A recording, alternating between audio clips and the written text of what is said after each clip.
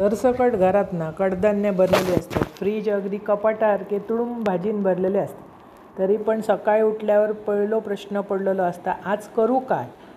खूप वेळ झाला की सुचना नाही कसली भाजी करू आणि कसली आमटी करू.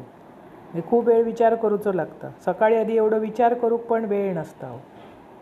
त्यामुळे काहीतरी करूचं असा या माहिती आहे, पण काय. मग असा ठरवून की ना असा त्याच्यात काहीतरी चांगला सुंदर चविष्ट करायचं. आज मी करतो आहे लाल पाल्याची भाजी. इकडे घेतलं आहे, त्याच्यात घातलं आहे तेल, बारीक चिरून कांदो, उभी चिरून मिरची, व्यवस्थित भाजल्यावर हळद घातलं, स्वच्छ धुवून बारीक चिरलेली लाल पाल्याची भाजी घातली, चवीपुरता मीठ.